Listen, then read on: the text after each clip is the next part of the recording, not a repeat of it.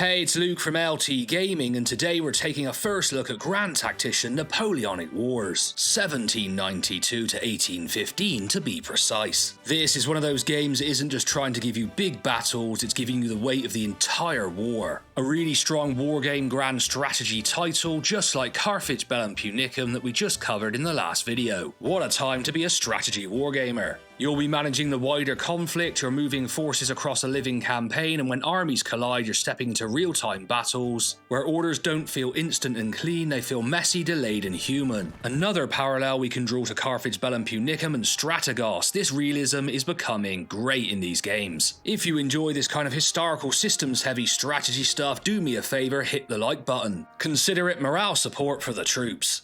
At its core, this is a grand strategy and battle simulation hybrid set across the Revolutionary and Napoleonic Wars. You're not just commanding a battlefield, you're trying to run the whole machine: recruitment, officers, supply, the movement of armies, and the political and diplomatic pressure that sits on top of everything. Then, when a fight kicks off, you're in real time, dealing with command friction, fog of war, morale, and cohesion, and that classic Napoleonic problem of trying to keep your line steady when everything starts going wrong at once. Did anybody grow up watching Sharp's Rifles? My parents used to let me stay up and watch that, and I thought it was absolutely amazing. But I was only a kid, and some of those scenes were pretty violent, and there was quite a bit of nudity in it as well, so what the hell, different times, guys. But comment below and let me know if you saw that series. The big promise in Grand Tactician, like the first game, is scale. Not just the number of units, but in how the game tries to model real formations and battlefield behaviour. This one's basically trying to say this isn't a theme park version of Napoleon, it wants to be a proper command sim, just with a big strategic layer wrapped around it. The reason I'm excited about this one is of course the era. You only have to see that we're one of the few channels to ever make a top 10 Napoleonic Wargames list, you should definitely check that one out, to know that I have a serious passion for this era of history. It's probably one of my favourite. Napoleonic Warfare is perfect for a game that cares about formation, timing, morale, and leadership. It's not always just who has the biggest army. It's whether your troops can hold, whether your cavalry hits at the right moment, whether your artillery is positioned well, and whether your command decisions actually arrive in time to matter. I have to say, Napoleon Total War has quite a good take on the Battle of Waterloo.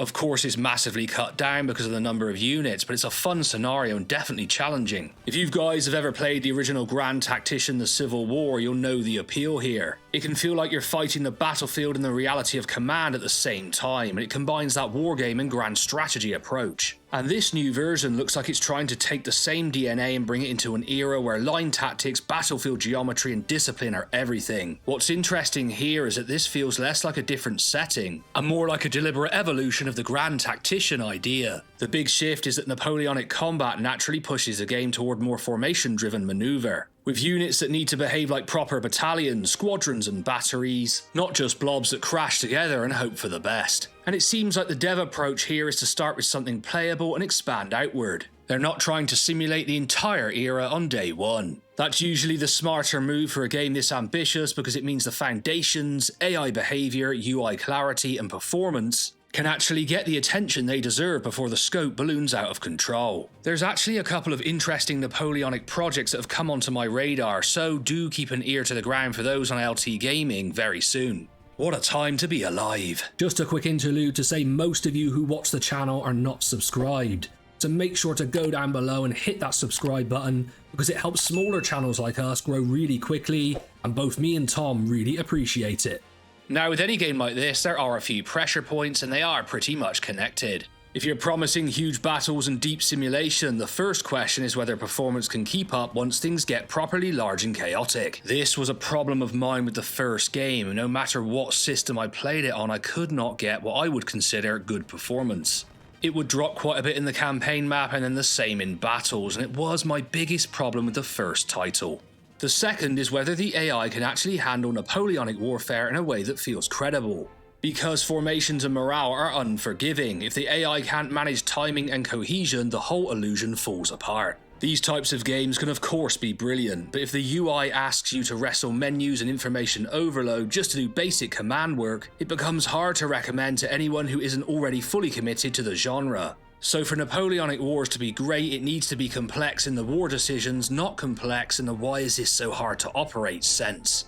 Okay, this is where we're going to have a bit of fun, talk about some comparisons of some brilliant Napoleonic games already in this space. But we're going to start with Grand Tactician, the Civil War, because it's the obvious baseline. It proved the studio can go big with national scale management, operational movement, and battles that aren't afraid of friction and delay. The sequel feels like it can take that ambition and sharpen it with cleaner systems, better flow, and an era that naturally rewards disciplined formations and real battlefield structure. Then you've got Total War Napoleon, which is still the king of spectacle. It's immediate, it's cinematic, it's accessible, and it's great at giving you that campaign into big battle rhythm. I've put another 20 hours into it this week and it's still got that Total War logic. Fast decisions, big moments, and a strategic layer that supports the battles rather than simulating the war machine behind them. Grand Tactician is almost aiming for the opposite feeling. Less theme park and more total control of the entire war. And then I'll give you one for the more hardcore, Scourge of War Remastered. It's that pure command friction experience.